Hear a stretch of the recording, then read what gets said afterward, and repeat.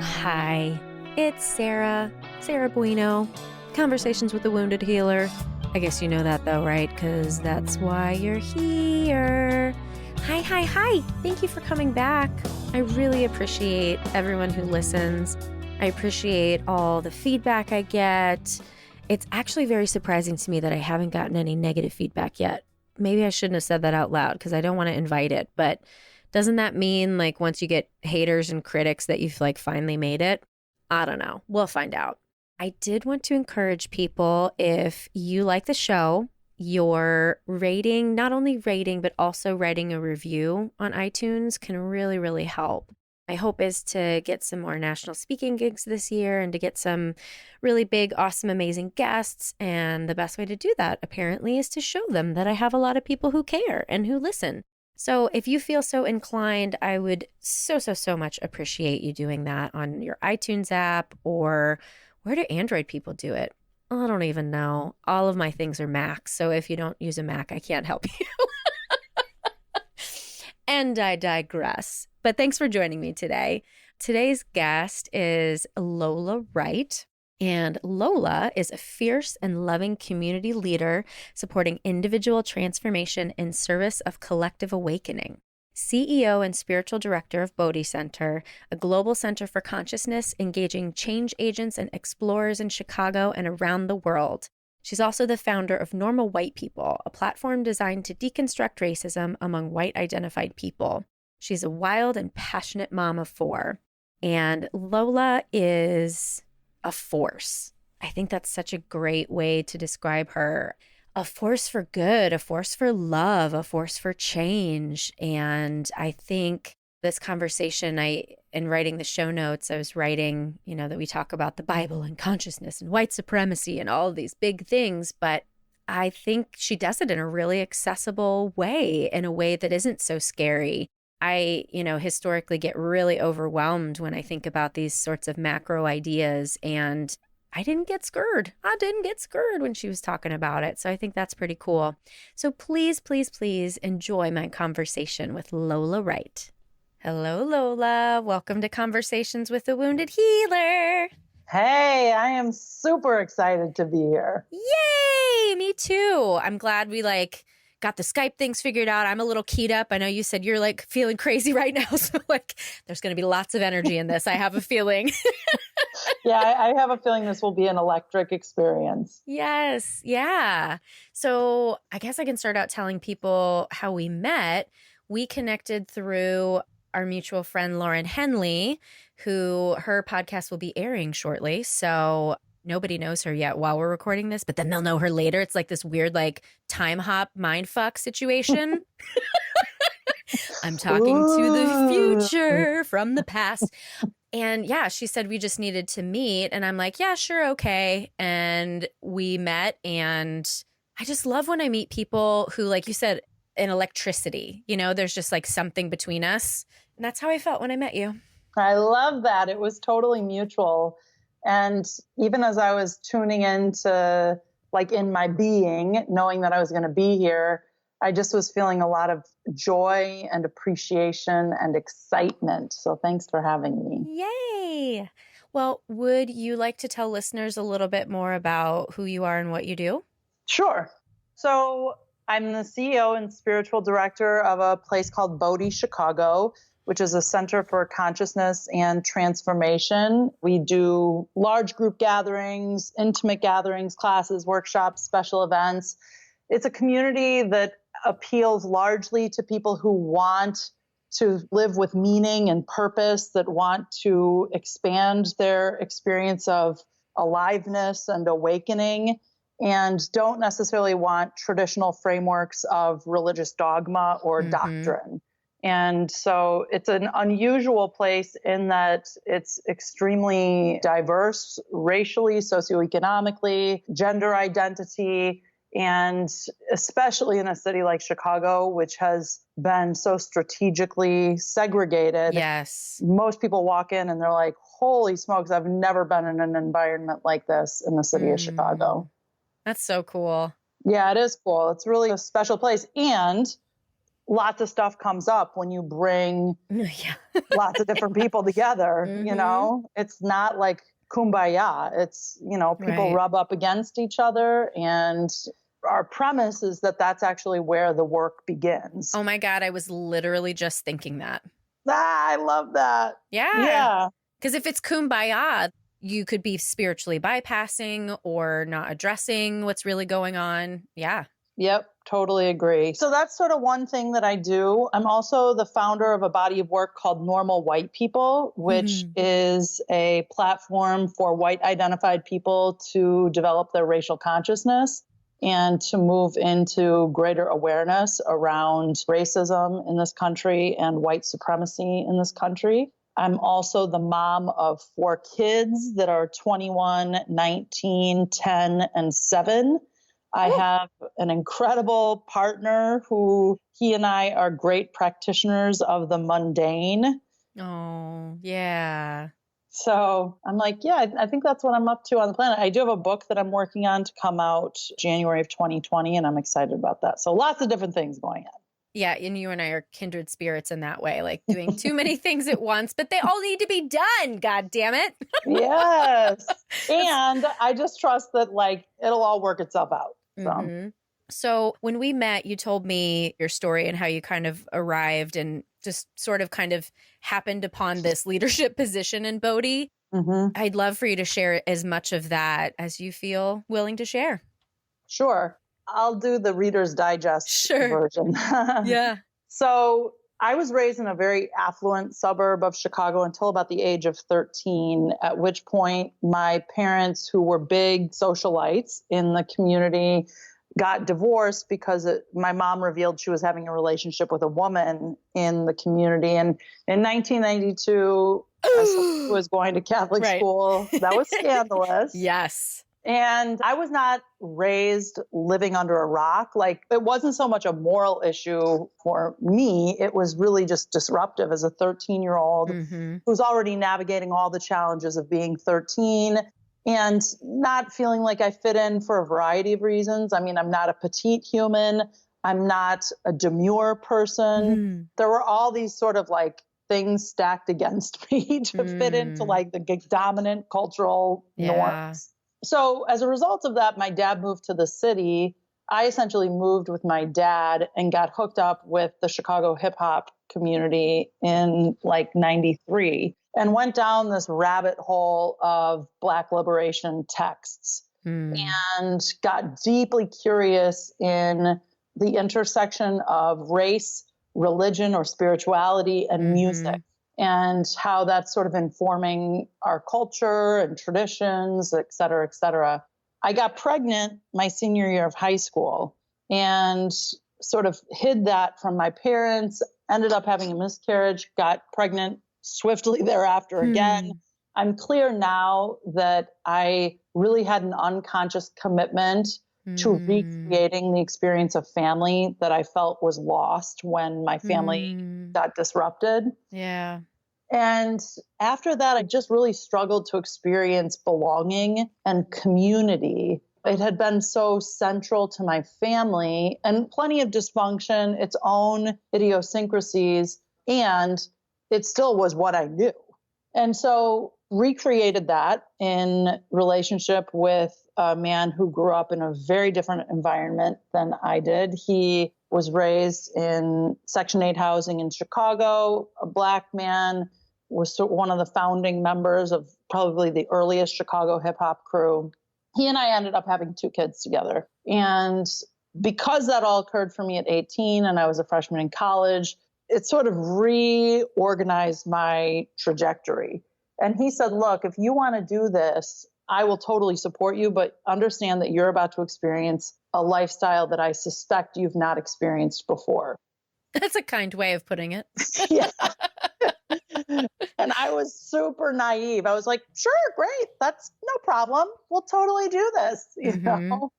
And we moved from Lincoln Park, where my dad had me set up in a doorman building and was paying all my bills. And when he found out that I was pregnant, he said, you have 2 options here. You can have an abortion and maintain all financial support, or you cannot have an abortion and you'll lose everything. Wow. And I would say he's kept pretty good to his word, my choice of losing everything. Wow. And I think that like sometimes when I share that, it's easy to villainize my dad. And what I've come to understand through my own parenting journey and my own healing journey is that he really was just doing the best that he knew to do. Right. You know, it was like he had a little bit of leverage and he was going to try to use it to hopefully correct my path. I have that in air quotes. Right. To what he thought it should look like. Yeah, exactly. Yeah. And so I have a lot of compassion. I mean, he is a great practice partner for me in compassion and acceptance. Because again, a kind way to say things. I love it so much. Yeah. We walk on the planet with some pretty distinct differences, but a lot of times people will ask, well, was your dad's issue the fact that your daughter was Black? And I said, I actually would say the bigger issue for my dad was class.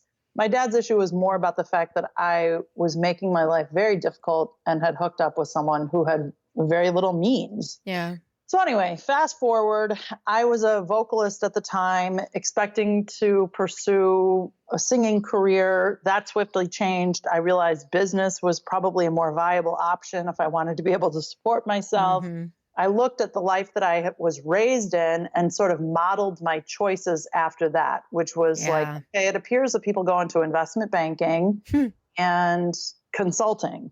And while I don't have a degree, I know how to play this game very well. And so I'm going to use my high level of emotional intelligence and incredible social skills to make my way in this sort of corporate world. And I did that for a number of years, and it was always a struggle. I mean, it was just like I had a relative level of success, but it just was so inauthentic for me. Yeah.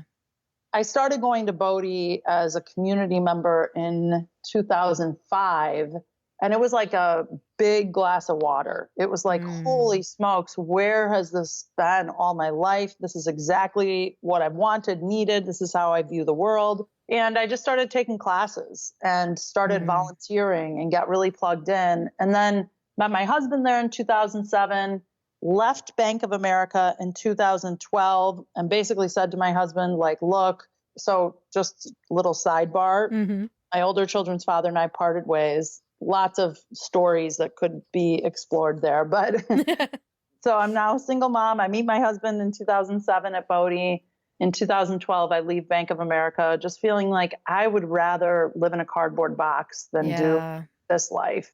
And Bodhi was looking for a director of youth and family, and I decided to pursue it. And within a year and a half, a variety of things occurred. I moved through a series of roles. The founder left, and ultimately I became the CEO and spiritual director. And it was just a demonstration of like my experience. When you listen to your intuition, your soul, your gut, whatever you want to call it, and you follow that, things can happen that you'd never be able to anticipate. Can I stop you there for just a second? And I'm sure you've seen this meme before that's maybe you manifested it or maybe it's white privilege. Right. Because I think that's important to look at, right? Because I'm curious to what extent, like Mishera, who you talked about, listening to her interview, I feel like Mishera has manifested so much in her life, and she's Black. And I'm guessing that it probably felt more arduous for her than it has for us. But I'm not even really asking a pointed question, but I just kind of want to like talk about your thoughts on that. Well, I mean, there are so many layers to that. Right. So I would say that I spent a number of years on welfare after my dad cut me off. And I don't always share that part of my story because what I'm clear about is that my experience of being on welfare and other people's experiences of being on welfare are very different. Like by that, I mean, I was raised in a hyper affluent environment.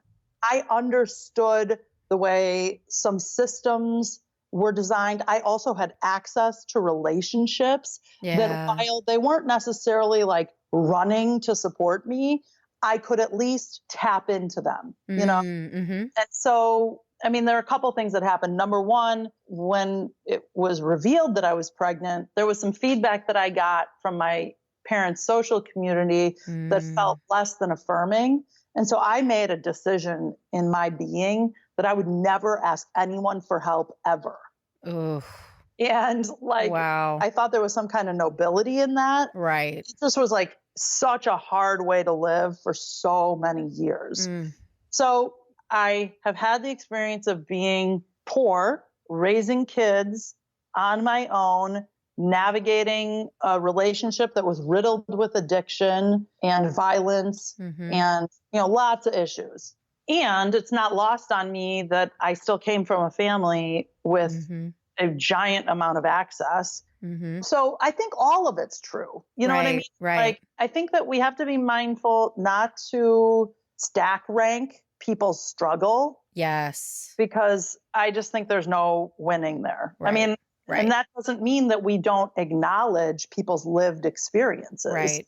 The experience that my children's father had growing up, watching his mom's best friend be shot and killed, in a drug deal gone bad. Like, I didn't have that kind of lived experience, but it's all relative. Like, the experience that I had growing up felt deeply traumatic when all of a sudden I was ostracized from my community because of a whole set of moral judgments around my parents' divorce. You know what I mean? Like, they don't invalidate each other. All of it can exist. Right.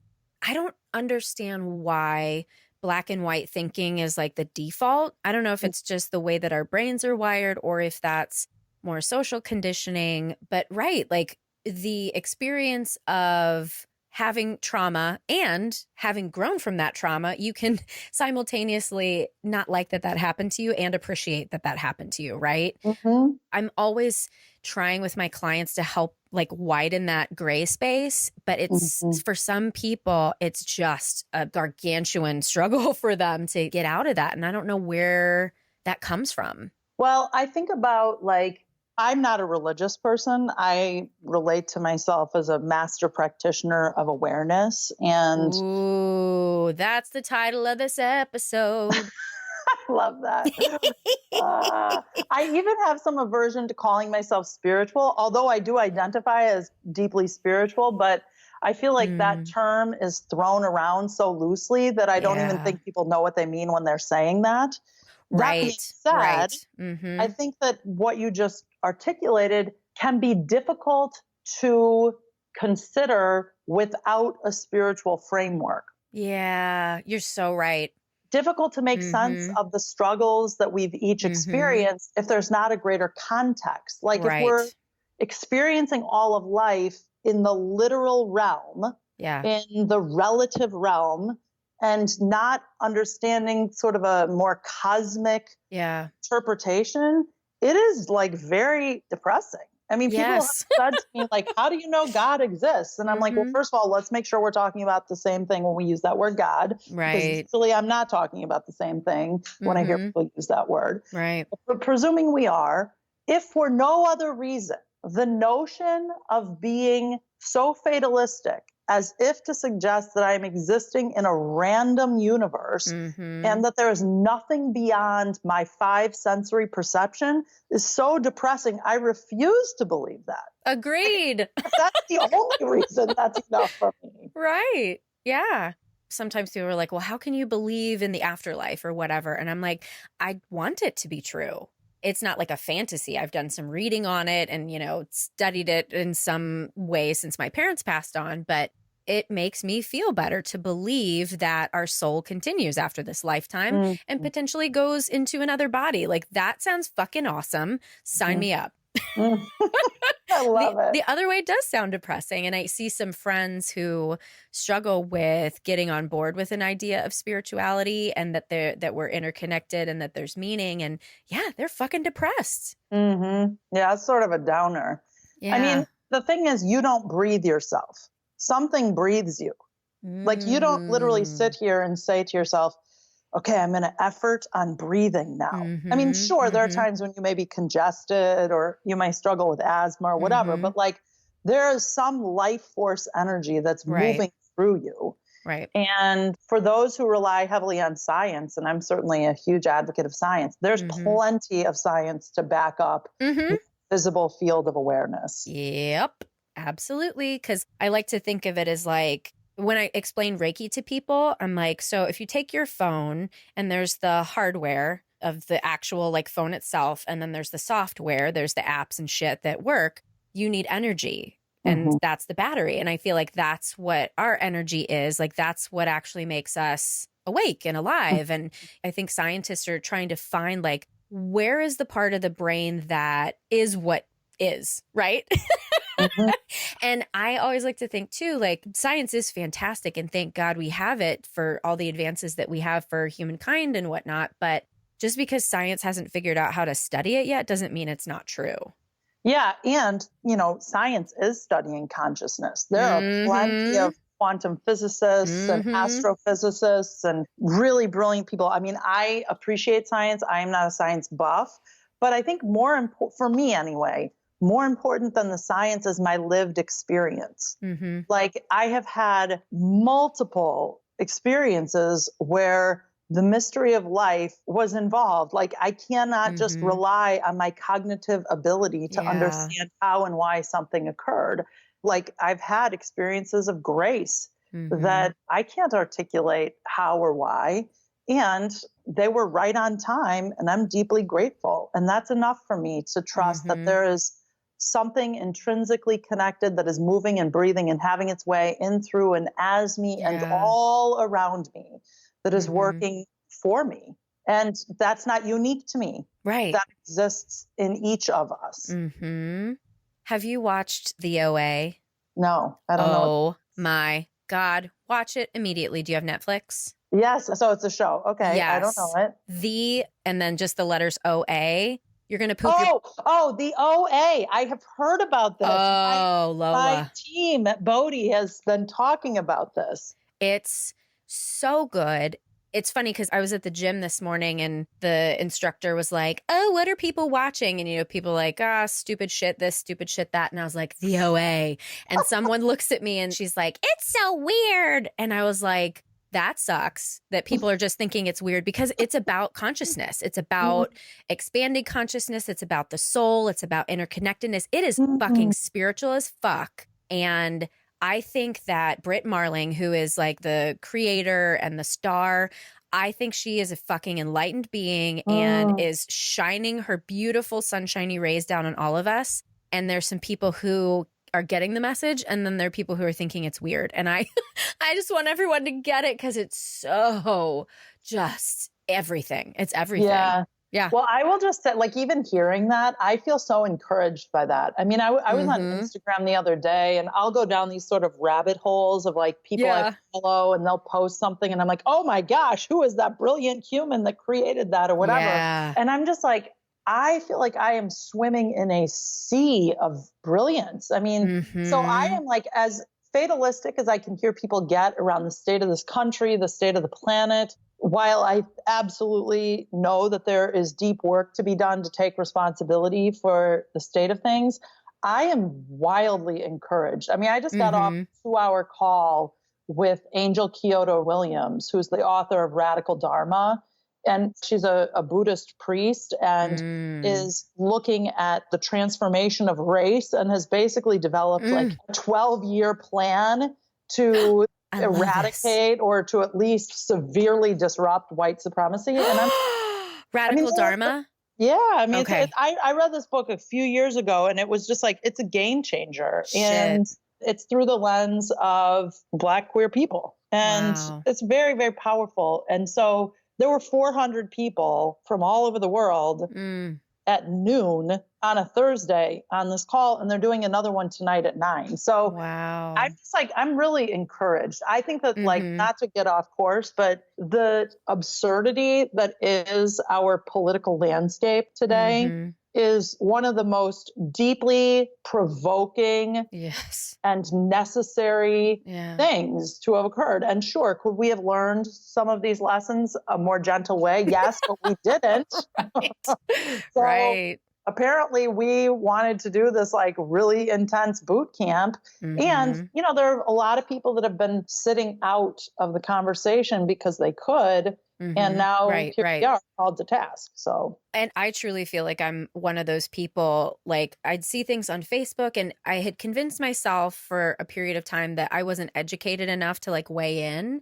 And it finally occurred to me, I have to fucking educate myself. I was reading, oh God, I can't remember the name of the book, but I was reading a book and this Black woman was talking about her upbringing and telling a story. And there was a white woman who had learned some things about lynchings and whatnot. And she said, it's no longer an option for me to not participate in this. And that was a wake up call for me. Like, yeah, there's no excuse anymore, Yeah. I oftentimes will interact with white identified people who are like, well, just tell me what to do. And Right. while I'm happy to support you, one, in their, development of their consciousness, when I was 13 and started looking at the world around me and noticing very clear inequities and injustice, I picked up books. Right. And that was at 13. So, yeah. And I realized that I may have been unique in that regard, but surely at 30 or 40 or 50, you could exercise some degree of curiosity. I mean, we have Google today. I know. Right. It's like, come on. Right. And I want to be mindful because I think that especially around the conversation of race, there's so much blame and shame that gets activated that I'm really mindful to not. And by the way, I don't avoid that all that well myself sometimes, but I'm just noticing it's easy to make light of this stuff. And if someone is listening and they are white identified and they want to develop their racial consciousness, there are lots of resources. And I want to appreciate you for your willingness. And I want to encourage you to get busy. One of the things, because I feel like I've started this journey relatively recently, and I'm lucky enough to have a friend who is a person of color and has also had a lot of training in anti-racism and has been willing to field my what have at times been really stupid questions, but she's never made me feel stupid or shameful, which has really helped. But a couple of things that I've done is following Black women activists like Erica Hart. Yeah, I love her. And of course, Rachel Cargill.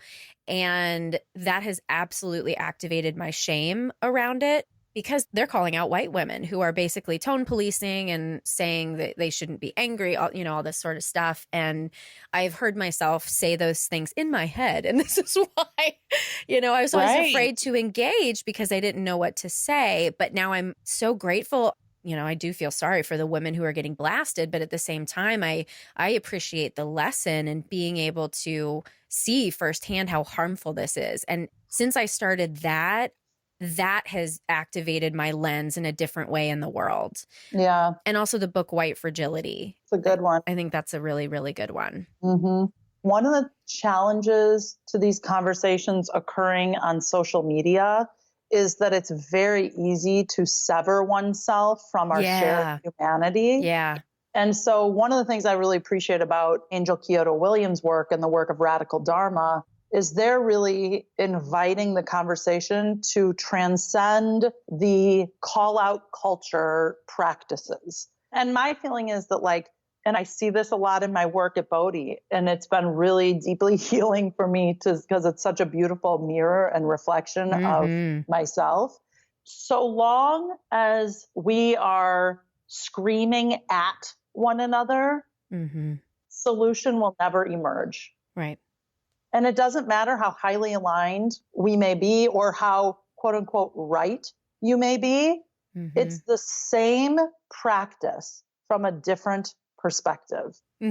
Yep. And so my appetite has waned for some of the stuff on social media just because here's the bottom line. I've shouted at white people for 20 years. And what I've come to learn is it's not very effective. I did it. And it turns out that they don't respond well to it. Right. Right. And the reason that is because nobody likes to get shouted at, even if your perspective is right. Right. I'm trying to be more mindful in the practice so that I don't lose people to their own trauma, their own shock. Right. Because there is a lot of white pain in this race conversation, Right. And The challenge is that white people can feel like they can opt out of it. And Right. so to me, it's like threading a needle. It's like, how do you put a Yeah. healthy amount of Yeah. pressure without putting people into like a trauma state? And then, Yes. white fragility is real. I mean, it's not real like capital R, but it's like Right. white people have been conditioned to be in a fragile state Yes. around the topic of race. Yes. And Yes. so to hit people over the head, in my experience, it doesn't work. And to go back to the idea of that, like white pain and white fragility, I think the underlying message that I hear when people kind of pull that card is, well, what about my pain? Does that mean my pain isn't real? And that goes back to this idea of comparison of pain, Right. like whose Right. suffering is worse. And I completely agree with you about shouting at people doesn't work. And I'm sure you would agree with this too. I think that the people who are shouting deserve to get to shout.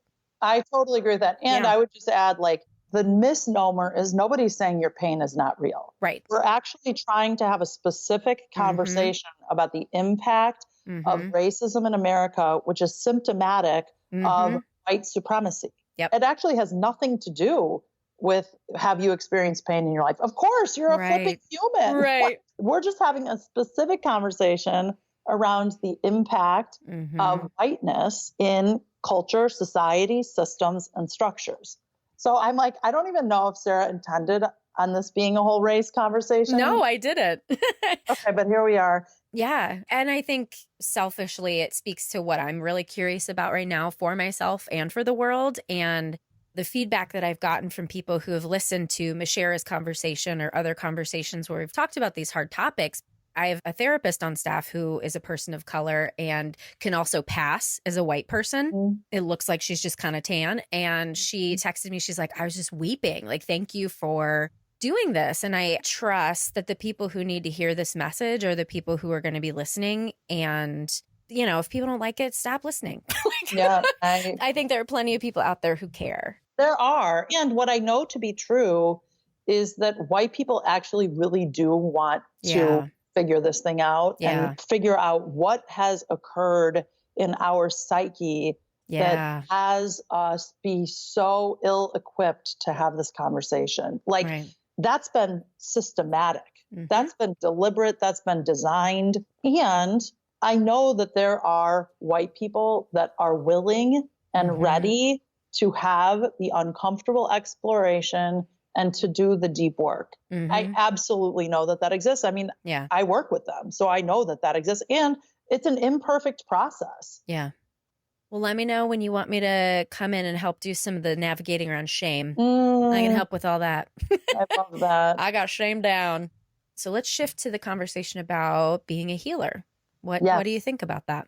It's so funny. I would say I am an invitation to one's internal process to be their own healer. So Mm-hmm. the only one I am a healer of is my own internal state. Mm-hmm.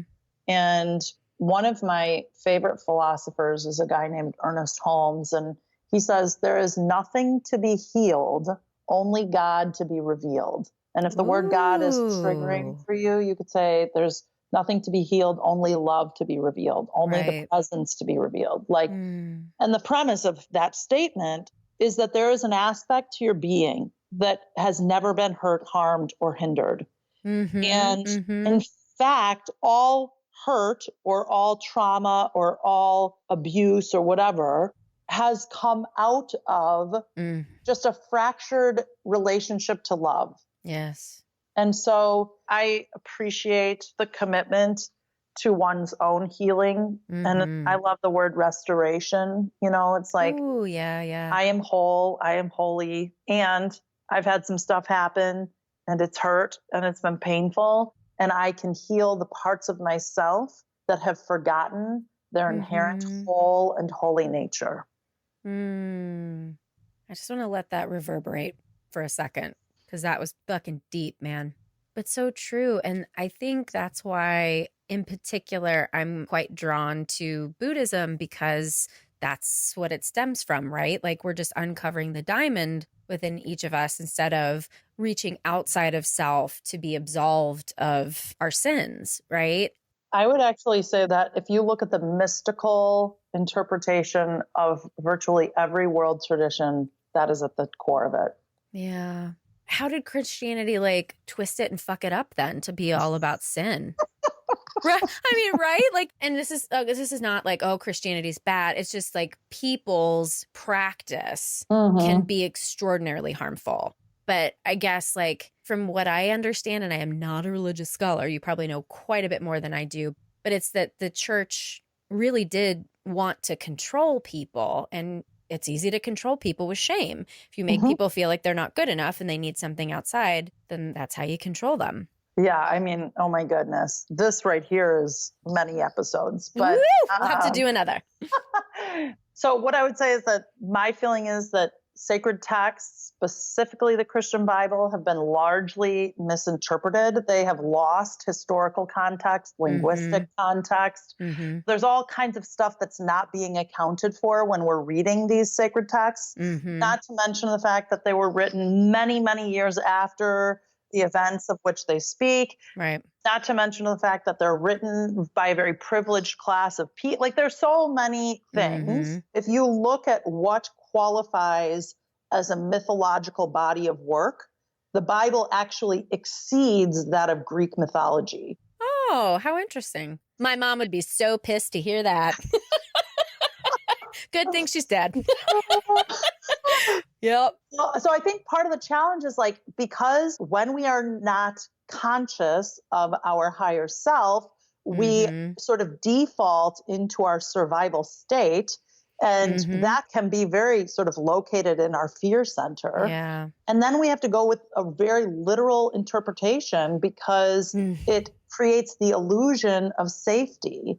But there's all kinds of yes. because actually the interpretation that I take of Christianity, although I don't identify as Christian really from a political perspective. That's a political statement for me. I think that the life and the work and the body and the contribution of master teacher Jesus of Nazareth, a brown-skinned rabbi, like what that man stood for was extraordinary. He lived at a time of Roman occupation, in a time where the empire was putting out like hundreds of laws to catch people that we would now call like directly affected or marginalized people. And he basically said, look, we have to go within. We have to look at the presence, the I am presence that is at the center of your being, because that's where your agency is going to be found. If you look out here to the circumstances and conditions of life, you're screwed. I mean, that's basically what he was talking about. Right. Speaking in metaphor. And then we got all kinds of crazy and took it into some literal. He said, the kingdom of God is upon us. I am the way, the truth, and the life. He wasn't talking about I am Jesus. He was talking about I am, which had a scriptural context of your higher self, your spiritual nature. He wasn't saying me. Right. And there's just a lot of nuance that's gotten lost. So one of my great teachers, scholars that I look to is Howard Thurman, who was one of the teachers of the Reverend Dr. Martin Luther King, among many others. And he wrote a book called Jesus and the Disinherited. And I just recommend anybody who's interested in exploring a liberatory context for the life of Jesus, I highly recommend checking that book out. I'd also recommend, there are lots of books on the metaphysical interpretations of Jesus as opposed to the literal interpretations of Jesus, like this thing called You by Ernest Holmes. There are lots of books that you could check out that could help to unravel, not to make everything sort of point back to white supremacy, but there's lots of, I mean, I could make a whole case around, part of the reason for me, it's a political decision to have at the age of 13 laid down the identity of Christian is because I have a perspective, it's just my perspective, not right, of the impact of Christianity, colonialism, institutionalized racism. These things are all interrelated. So absolutely. I digress, but the life of Jesus was amazing. I think we can celebrate him. And by the way, by the time Howard Thurman, who was a theologian, had spent his life as a deeply devoted Christian, by the time his life was ending, he basically made a strong critique of the state of Christianity in this country and said, I am a follower of Jesus. I don't know that I can comfortably call myself a Christian because I am so out of alignment with the institution and the organization. God, there's so much I want to say right now, but one of the things that's just making me think, like, personally, I always was like, yeah, Jesus. And I'm just realizing now how my reaction to my mother's interpretation of Jesus, that's why I wasn't into it. Yeah, makes perfect sense. Yeah, and I've heard a lot of people talk about Jesus as a mystic and, putting like Jesus and Buddha and who's the other one that I'm not thinking of right now, but somebody else super important, and like as enlightened beings all in this same camp. And that makes so much sense. But since we're almost out of time. Well, can I just say one quick thing about that? Yeah.